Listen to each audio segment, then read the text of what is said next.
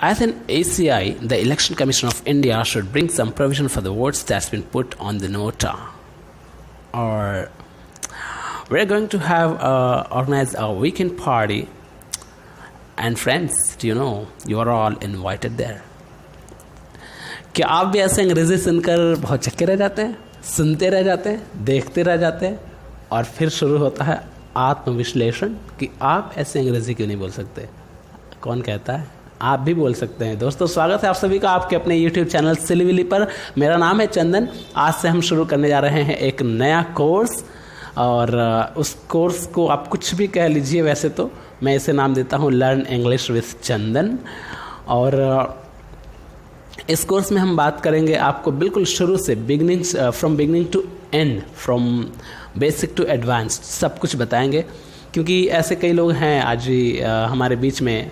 Actually मेरे कुछ friends और मेरे कुछ जानने वालों ने मुझसे कहा था कि वो अंग्रेज़ी नहीं बोल पाते हैं। अंग्रेज़ी वो जानते तो हैं पर बोल नहीं पाते हैं। और कुछ लोगों ने कहा था कि वो अंग्रेज़ी सीखना चाहते हैं, और कुछ लोगों को आती है पर वो बोल नहीं पाते हैं। तो दोस्तों, इन सारी समस्याओं का सलूशन है, इन सारी प्रॉब्लम्स का सलूशन है आपके इस चैनल सिलीविली पर।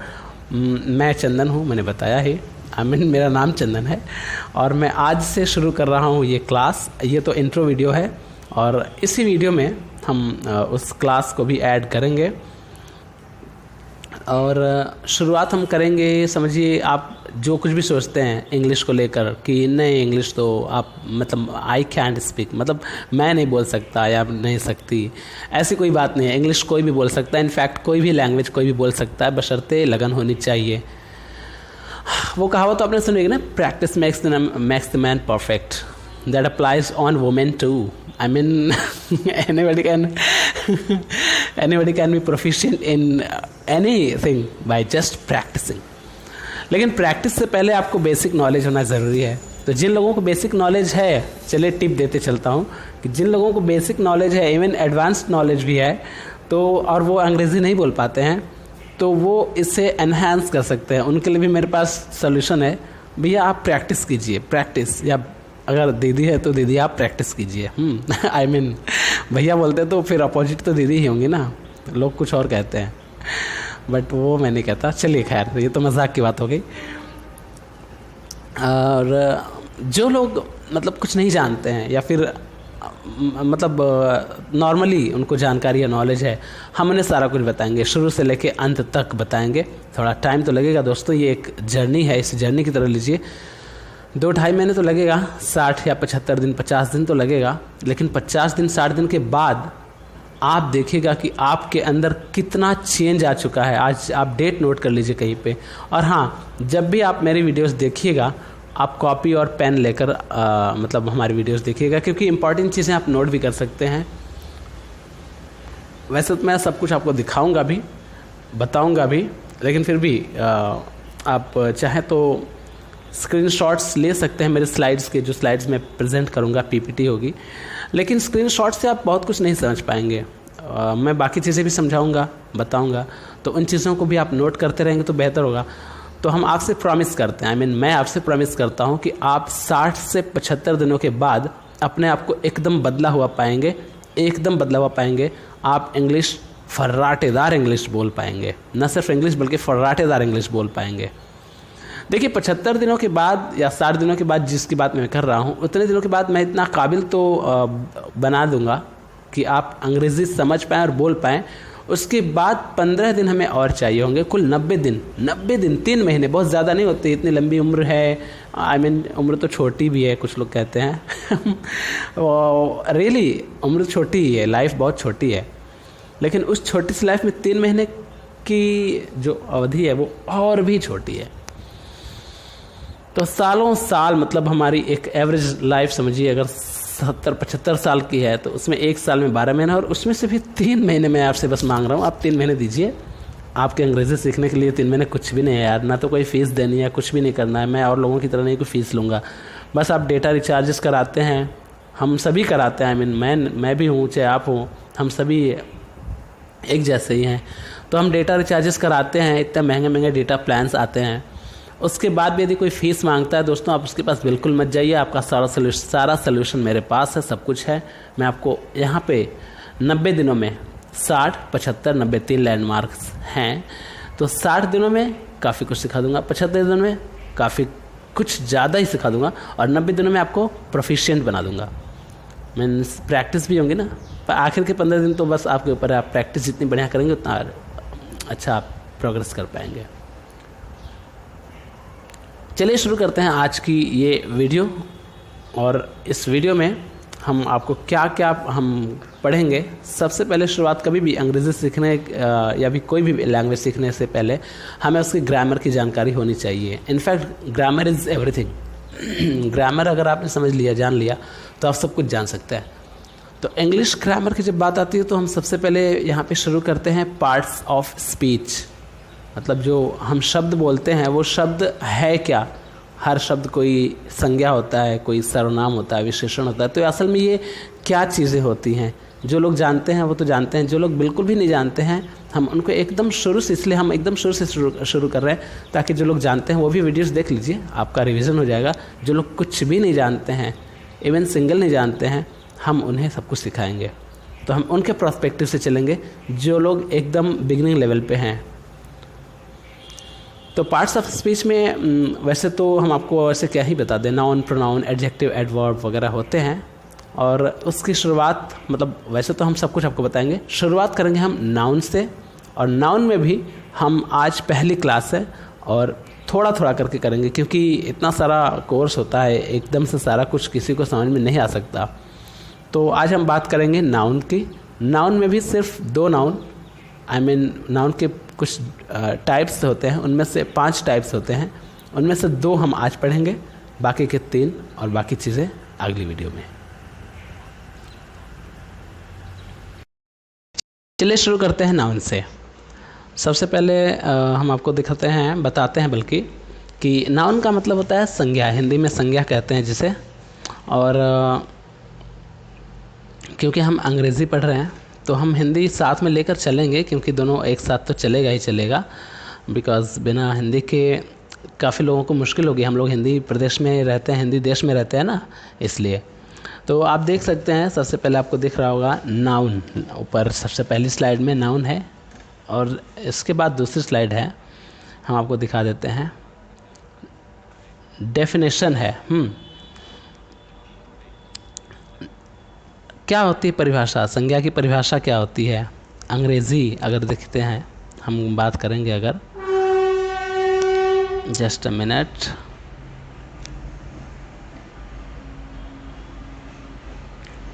यहाँ ट्रेनें बहुत आती हैं, मैं जहाँ रहता हूँ ये इस वजह से आपको आवाज़ें आएंगी, थोड़ी डिस्टर्बेंस होगा, हम उसको रिपीट कर देंगे, ठीक है।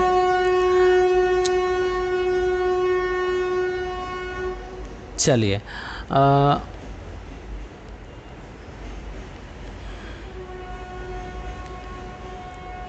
तो आप देख सकते हैं नाउन की डेफिनेशन क्या है। अंग्रेज़ी में लिखा है, हम आपको हिंदी भी बताएंगे, अंग्रेज़ी बताएंगे। वैसे तो नाउन की एक बहुत ही सिंपल सी परिभाषा जो हमें मतलब शुरुआत में जो लोग अंग्रेज़ी पढ़ते हैं तो शुरुआत में बताई जाती है। किसी व्यक्ति, वस्तु, स्थान, भाव आदि के नाम को संज्ञा कहते हैं। अंग्रेज़ी में कहते हैं the noun is the name of the person, place और थिंग्स। लेकिन हमने एक एडवांस्ड डेफिनेशन दिया हुआ है ताकि आप इसमें ना सब कुछ मिल जाएगा आपको। इस डेफिनेशन को अगर आप याद कर लें तो आपको सब कुछ मिल जाएगा। है क्या है परिभाषा, आप तो देख ही सकते हैं। वैसे noun is the name, class and group of the persons, places, things and feelings. मतलब क्या हुआ इसका कि किसी व्यक्ति, वस्तु, स्थान, भाव के नाम, श्रेणी और समूह को संज्ञा कहते हैं। मतलब फिर से रिपीट कर देते हैं, किसी व्यक्ति, स्थान, वस्तु, भाव के नाम, श्रेणी और समूह को संज्ञा कहते हैं। हम आपको साफ साफ एक्सप्लेन करेंगे आगे। ये डेफिनेशन है, the noun is the name, class and group of the persons, places, things and feelings. क्या होता है ये पर्सन का नाम जो होता है, मतलब नाम किसी भी व्यक्ति का नाम। जैसे आगे के एग्जाम्पल में हम आपको दिखाते हैं। चलिए, ये तो खैर डेफिनेशन की बात हो गई। डेफिनेशन के बाद मुझे स्लाइड 4 में बाकी चीज़ें हम बताएंगे आपको।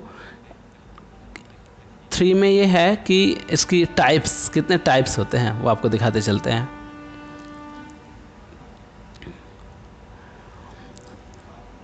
पांच प्रकार की संज्ञा होती है हिंदी में भी और अंग्रेजी में भी। There are 5 types of noun, आप इसको ऐसे बोलेंगे।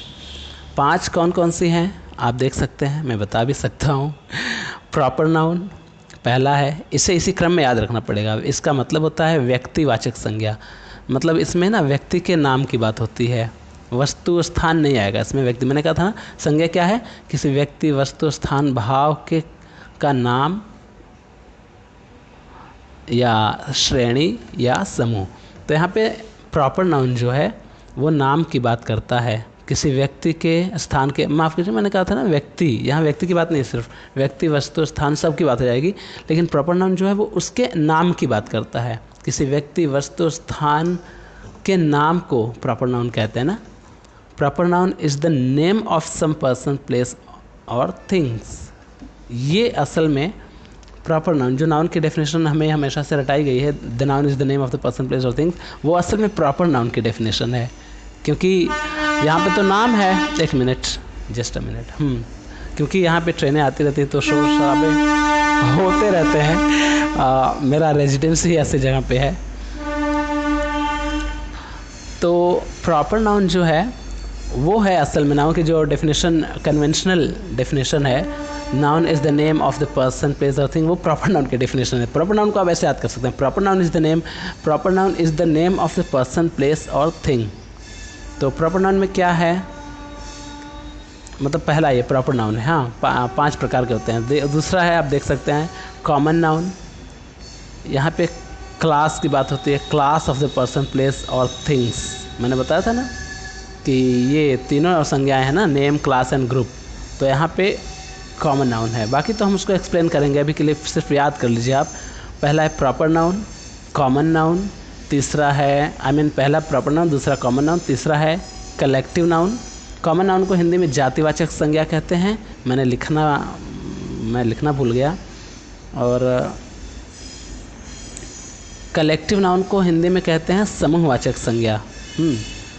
चौथा है मटेरियल नाउन, यानी कि द्रव्य, मटेरियल मतलब होता है द्रव्य, द्रव्यवाचक संज्ञा। और पांचवा और लास्ट है एब्स्ट्रैक्ट नाउन। एब्स्ट्रैक्ट मतलब कि भाववाचक संज्ञा, जिसे हम छू नहीं सकते, देख नहीं सकते, सिर्फ महसूस कर सकते हैं। हम एक्सप्लेन करेंगे तो हम आपको एग्जाम्पल भी देंगे, अभी के लिए आप ये 5 नाम याद कर लीजिए। पहला है प्रॉपर नाउन, व्यक्तिवाचक संज्ञा, ये आप लिख सकते हैं अगर जो लोग नोट करना चाहें, क्योंकि मैंने तो यहाँ पे इसीलिए मैंने ये दिया हुआ है ताकि आप कुछ मेहनत करें। अगर हम हिंदी भी यहाँ लिख देते हैं, इंग्लिश तो लिखा ही हुआ है, तो आप स्क्रीनशॉट लेकर खाली हो जाते। थोड़ा सा मेहनत करनी चाहिए, लिखना पढ़ना अच्छा होता है। तो प्रॉपर नाउन अंग्रेज़ी में लिखा हुआ है, स्पेलिंग है ही PROPER, प्रॉपर तो बहुत ही नॉर्मल है। प्रॉपर नाउन हिंदी व्यक्तिवाचक संज्ञा, सेकंड है कॉमन नाउन, हिंदी जातिवाचक संज्ञा, थर्ड है collective noun, COLLECTIVE, collective noun, जिसका हिंदी मतलब है समूहवाचक संज्ञा। चौथा है मटेरियल नाउन, METERIAL, मटेरियल, इसको मटेरियल या फिर मटेरियल ऐसे नहीं कहना है, इसको कहना है मटेरियल नाउन। बहरहाल वो क्या कहना है क्या नहीं वो तो बाद में भी हम लोग पढ़ेंगे अभी विस्तार से, ये एडवांस्ड लेवल है। ये बेसिक लेवल है, ये एडवांस्ड लेवल की चीज़ें हैं कि किसको कैसे प्रोनाउंस करते हैं, वो हम लोग पढ़ेंगे आगे चल के। इस कोर्स में आपको सब कुछ मिलेगा। तो चौथा है मटेरियल नाउन, पांचवा है एब्स्ट्रैक्ट नाउन, ABSTRACT। एब्स्ट्रैक्ट मतलब होता है कि जिस चीज़ को हम लोग देख और छू नहीं सकते, मूर्त उसको हिंदी में कहते हैं, लेकिन यहाँ पे एब्स्ट्रैक्ट मतलब भाववाचक संज्ञा है। इसी में फीलिंग की बात होती है, जो वहाँ पे है ना, the noun is the name, class and group of the persons, places, things and feelings. तो फीलिंग्स जो है वो एब्स्ट्रैक्ट नाउन के उसको होता है। आगे हम एक्सप्लेन करेंगे अच्छे से, ठीक है। चलिए, आशा करते हैं इतना आपको समझ में आ गया होगा। अब बात करते हैं 2 नाउन के, हम बात करेंगे 5 प्रकार, मैंने बताया 5 टाइप्स। जिसमें से 2 की बात हम आज के इस वीडियो में करेंगे, बाकी 3 अगली वीडियो में।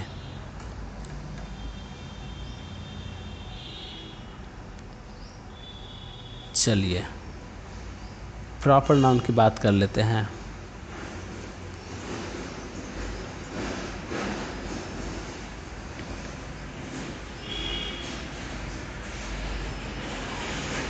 प्रॉपर नाउन में क्या है कि name of the persons places and things. यदि आप एस लगाएंगे तो सब में लगाएंगे, नहीं लगाएंगे तो किसी में नहीं लगाएंगे, नहीं कि पर्सन प्लेस एंड थिंग्स कर देंगे, नहीं। The name of the persons places and things, और नहीं लगाना तो किसी में नहीं, the name of the person place और थिंग। तो यहाँ पे व्यक्ति, वस्तु और स्थान के नाम को व्यक्तिवाचक संज्ञा कहते हैं। जैसे सबसे पहले लाइन में हमने नीचे दिखाया हुआ है, पर्सन्स के नेम है यहाँ पे ना, David, Ross, Mary and Mini, ये नाम है पर्सन्स के, ये नाउन है, संज्ञा है। अगर कोई नाम आता है, आपका भी नाम कुछ न कुछ होगा, आकाश, प्रेम, दीपक, दीप, स्नेहा, आरती, ज्योति, कुछ तो होगा, प्रीति।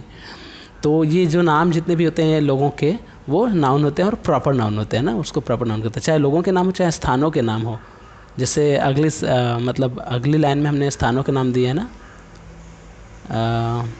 न्यूयॉर्क, लंदन, दिल्ली और कलकत्ता, ये चारों नाम ही हैं, लेकिन किसके नाम है? स्थानों के नाम है। प्लेस मतलब होता है स्थान, पर्सन मतलब होता है व्यक्ति। तो नेम ऑफ द पर्सन में दिया हुआ है Mary, Mini, David, Ross. Name of the places में New York, London, Delhi and Calcutta. और उसके बाद थिंग्स भी तो हैं, name of the person, places and things. Things में क्या है? चेयर, ये तो एक वस्तु का नाम है। थिंग माना मतलब होता है चीज़ या वस्तु, तो एक वस्तु का नाम है ना चेयर। कुर्सी, चेयर माना होता है कुर्सी। चेयर, टेबल, टेबल मतलब होता है मेज, मेज़ भी कहते हैं, बल्कि ज नहीं ज होता है। आई मीन वो एडवांस्ड है, आप समझ रहे तो ठीक है, नहीं समझे तो हम आगे भी समझेंगे ही, बट थोड़ी सी इन चीज़ों का ध्यान रखना पड़ता है थोड़ा ना। तो मेज़ होता है, टेबल का मतलब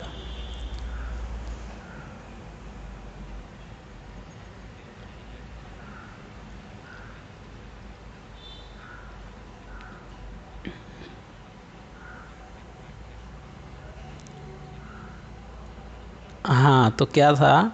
chair, table, mat and stick. Mat मतलब होता है चटाई, चटाई जो बिछाते हैं ना गर्मियों में, बिछाकर उस पर मतलब आराम करते हैं। और कई बार योगा मैट भी होता है, व्यायाम वगैरह करने के लिए, योगा करने के लिए, वो मैट। स्टिक मतलब होता है छड़ी, डंडा जो होता है ना, डंडी होती है, आई मीन छड़ी। स्टिक मतलब रॉड। तो ये सारी वस्तुओं के नाम है ना। तो प्रॉपर नाउन में क्या है? बेसिकली नाम की बात होती है। Name of the person, place of things, persons, places and things, मतलब कि व्यक्तियों, वस्तुओं और स्थानों के नाम को व्यक्तिवाचक संज्ञा कहते हैं। आशा है समझ में आ गया होगा, है?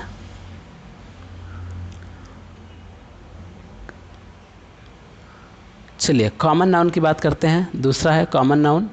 पहला था प्रॉपर नाउन, दूसरा है कॉमन नाउन। कॉमन नाउन में क्या क्या होता है?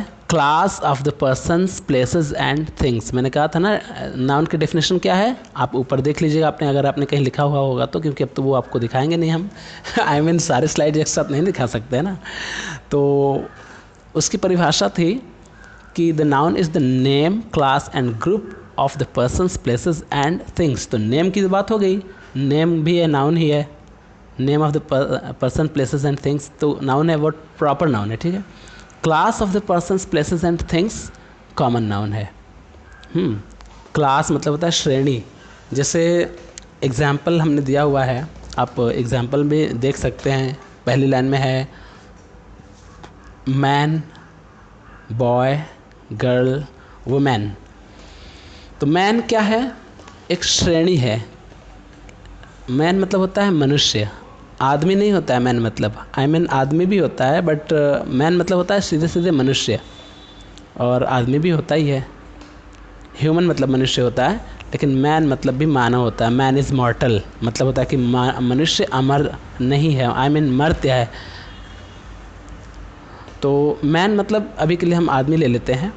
तो आदमी जो है वो एक श्रेणी है, मतलब क्लास ऑफ द पर्सन है ना, पर्सन की व्यक्तियों की श्रेणी है आदमी। लड़का भी एक व्यक्ति ही है, आदमी भी व्यक्ति है। लड़की गर्ल मतलब लड़की होता है, ये एक गर्ल ही है जिसकी हिंदी हर पढ़े लिखे बच्चे बड़े सबको पता होती है। तो गर्ल की हिंदी बताने की ज़रूरत तो थी नहीं लेकिन बता दिया, गर्ल मतलब लड़की होती है। लड़की भी व्यक्ति ही है ना, person, class of the person की हम बात कर रहे हैं। तो ये श्रेणियाँ हैं, श्रेणी नहीं कहेंगे, वर्ग है ना, वर्ग। हम क्लास को बार बार श्रेणी बोल रहे हैं तो उसको वर्ग बोलते हैं ना, वर्ग। ये व्यक्तियों के वर्ग से आते हैं। और वुमेन मतलब होता है महिला। तो वुमेन भी एक व्यक्ति ही है, व्यक्ति का वर्ग है। कैसे समझें हम इससे? क्लास मतलब जिसका आपको नाम खोजने की ज़रूरत पड़ जाए, मतलब जिसका नाम आप बता सकते हैं। कोई आदमी है तो उसका नाम कुछ न कुछ ज़रूर होगा, जैसे डेविड हो सकता है, रॉस हो सकता है। कोई बॉय है तो उसका भी नाम डेविड या रॉस हो सकता है। ये तो एग्जाम्पल्स की बात करें ताकि आप रिलेट कर पाएँ, आपका भी नाम हो सकता है। आप भी तो एक निश्चित रूप से आप एक आदमी या एक लड़के या एक लड़की या एक औरत तो होंगे ही होंगे ना, जो लोग भी ये वीडियो देख रहे हैं। तो जब हम कहते हैं एक लड़का ये वीडियो देख रहा है, तब हम बात करते हैं जातिवाचक संज्ञा की। वो जाति है उसकी, इंसानों की एक प्रजाति है लड़का, व्यक्ति की प्रजाति है। लेकिन जब बात करेंगे नाम, लड़के का नाम क्या है, तो समझेंगे कि आपका नाम कुछ, जो भी आपका नाम है वो आप ले लीजिए। वैसे हम डेविड लेकर चलते हैं डेविड या रॉस, रॉस जो देख रहा है वीडियो देख रहा है। तो ये है, जब भी बात हो ना कि जिसका आपको नाम ना पता हो, सिर्फ उसकी कैटेगरी पता हो। आदमी क्या है? एक कैटेगरी है, किसकी? व्यक्तियों, मनुष्यों की कैटेगरी। मनुष्यों में आदमी भी आते हैं, लड़के भी आते हैं, लड़कियां भी आती हैं, और वुमेन मतलब महिलाएं भी आती हैं। तो महिला जब हम बोलेंगे तो है मतलब है common noun, women common noun. लेकिन जब बात करेंगे मिनी, वुमेन का नाम है, the name of the women is mini, तो मिनी है जो वो प्रॉपर नाउन है। लेकिन जब नाम नहीं लेंगे, सिर्फ गर्ल बोलेंगे और वुमेन बोलेंगे, तो वो हो जाएगा कॉमन नाउन। तो ये है नेम ऑफ द पर्सन्स। फिर अगला है name of the class of the persons. फिर अगला है class of the places. Class of the places में क्या है कि कैटेगरी की बात करेंगे। जो वर्ग होता है, कैटेगरी होती है स्थानों की। जैसे डिस्ट्रिक्ट, ज़िला है, लेकिन आप ज़िला का नाम नहीं पता है। यही खासियत है ना जातिवाचक संज्ञा की, कॉमन नाउन की यही खासियत है कि इसमें आपको उसका एक नाम भी आप बता सकते हैं। जिसका आप नाम बता सकें वही कॉमन नाउन है। जैसे हम सिर्फ बोलें कि ज़िला, डिस्ट्रिक्ट मतलब होता है ज़िला, DISTRICT, डिस्ट्रिक्ट मतलब होता है ज़िला, जनपद। तो सिर्फ हम कहेंगे ज़िला तो आप समझ तो नहीं जाएंगे ज़िला कौन। फिर आप ज़िला के बाद बोलेंगे ना, नोएडा, गोरखपुर, बस्ती, या फिर रांची, पटना, औरंगाबाद, कुछ तो होगा ना ज़िले का नाम। जब नाम बोलेंगे तो वो प्रॉपर नाउन हो जाएगा, लेकिन सिर्फ ज़िला बोलेंगे तो वो कॉमन नाउन हो जाएगा। जैसे इसके बाद है स्टेट, डिस्ट्रिक्ट के बाद विलेज। विलेज बोले तो हो गया वो कॉमन नाउन, लेकिन विलेज का नाम जब बताएं तो हम दोनों को रिलेट करके चलेंगे तो आपको अच्छे से समझ में आएगा। विलेज का जब हम नाम बताते हैं, विलेज आपका कुछ न कुछ होगा। विलेज सभी का होता है कोई ना कोई। विलेज का जब हम नाम बताते हैं तो वो हो जाता है कॉमन नाउन। विलेज का हम नाम नहीं बता सकते, क्योंकि आमतौर पे हम लोग जब विलेजेस के नाम लेते हैं तो स्थानीय नामों का असर होता है सर, और ये हम नहीं बता सकते कि कौन से विलेज का नाम। आप अपने अपने विलेज का नाम सोच लीजिए, अपने गांव का नाम। विलेज मतलब होता है गांव, विलेज का मतलब होता है आपका गांव। आपका गांव नहीं मतलब विलेज मतलब गांव। तो विलेज जब बोलेंगे तो कॉमन नाउन है, लेकिन विलेज का नाम जब बोलेंगे तो वो प्रॉपर प्रॉपर नाउन हो जाएगा। इस तरह से स्टेट एंड कंट्री भी है। कंट्री बोलेंगे तो पता नहीं कौन सी कंट्री, बट जब कंट्री का नाम बोलना होगा तो ऑस्ट्रेलिया, इंडिया, इंग्लैंड, अमेरिका, कुछ भी। स्टेट में यूपी प्रॉपर नाउन है, लेकिन स्टेट कॉमन नाउन है।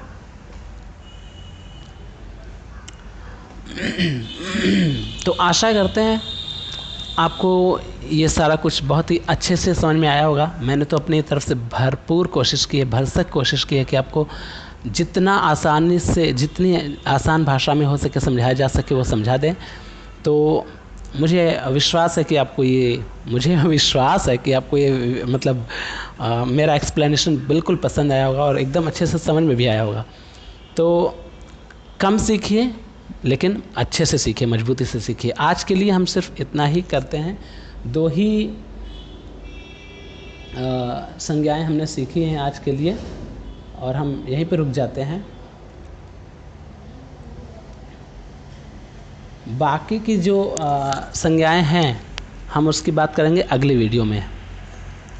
कलेक्टिव नाउन, मटेरियल नाउन और एब्स्ट्रैक्ट नाउन। चलिए इन सब चीज़ों को रिवाइज़ कर लीजिएगा। और क्योंकि मुझे तो रिवाइज़ कराने की ज़रूरत है नहीं, मैंने तो सब कुछ अच्छे से बता ही दिया है। कितनी बार रिवाइज़ किया है बताते समय ही।